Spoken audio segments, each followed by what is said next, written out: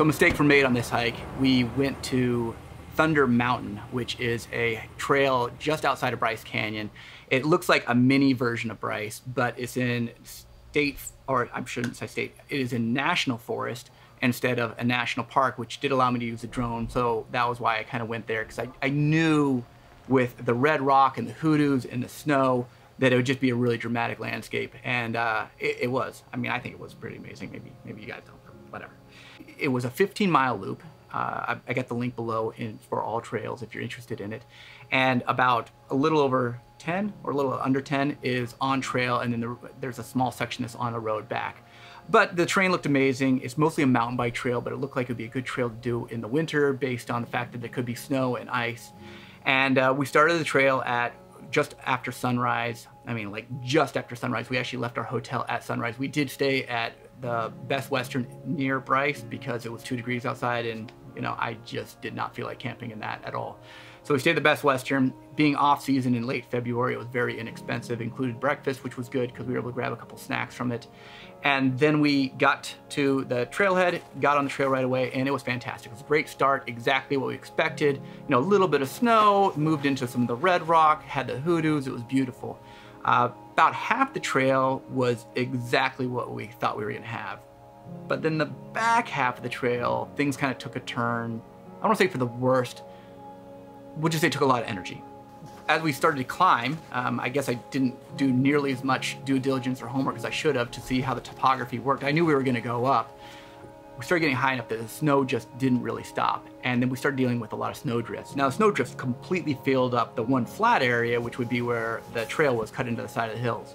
So the snow was extra deep right on the trail. But of course you walked off, it was all off camber, and it was a big mess. So you stayed on the trail, but you really didn't know just how deep it was gonna be because sometimes there was snow drift, sometimes it was only just a little bit of snow.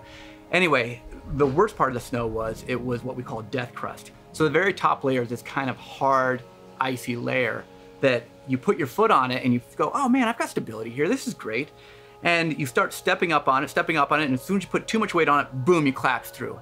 And you collapse down into thigh-deep powder snow. And this would happen over and over again. You put your next foot up, have to put all your weight onto it, and then it would collapse down, and then boom, you know, you fall back into it. Then you put your next foot up, and then you stand up, and then you wouldn't collapse. Then you talk a step, and you're like, oh, we're good, we're good, we're good. And then boom, trap door, drop you back down again. And of course, you're exhausted, you're tired.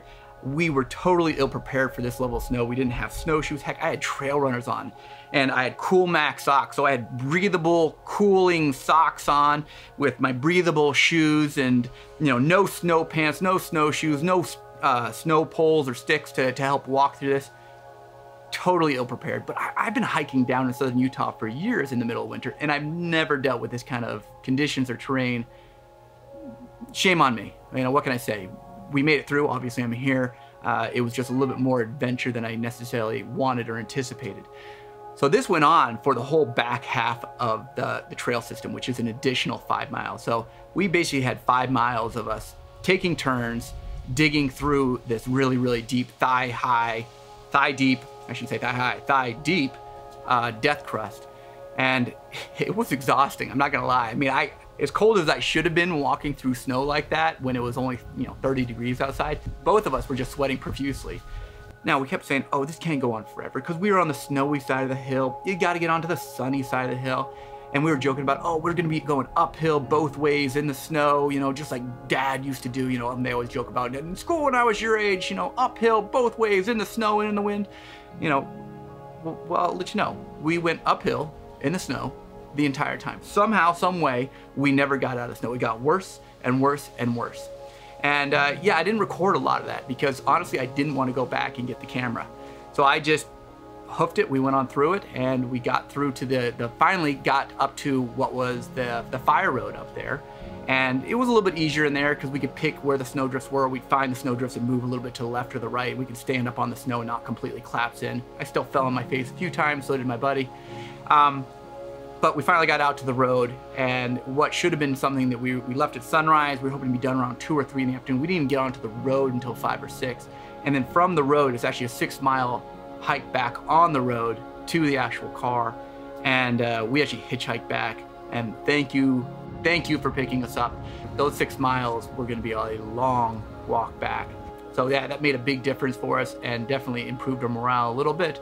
And then we trucked it all the way back to Salt Lake.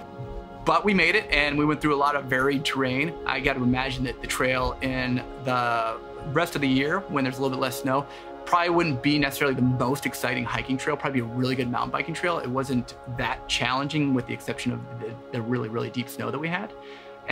But, you know, if you're looking to, I guess if you do have a drone or you are looking to get to a little bit quieter place, it's like a mini Bryce, it was really a fun hike. And we had nobody out there. I mean, people hadn't trekked out there for, I don't know, weeks, months, I don't know, maybe really long time. There were no footprints anywhere, which made it very challenging. All trails, which I do have a link for the trail below, saved our butt numerous times because we definitely veered off trail. I don't know how many times, because we just couldn't see the trail anywhere. Yeah, and sorry that there's not a huge amount of recording in the snow, but to be quite honest, I did not want to go through thigh-deep snow back and forth numerous times. It's kind of fun that you definitely say was a lot more fun after you're done and back into a warm place. But yeah, it's a great hike, and I hope you enjoyed it. And we've got some really fun stuff coming up in the very, very near future. We're going to be going to South America here in a couple of weeks, and I've got some bigger stuff that I'm going to be doing down there. And you know, I'm not exactly sure what the itinerary is. I kind of shoot from the hip a little bit on this stuff. I have a rough idea of time frames and where I want to go, but I'm still hammering that stuff out. As you can see, this was a short hike, not nearly as big as some of the stuff that I've done, but as always, get out there and do more. See ya.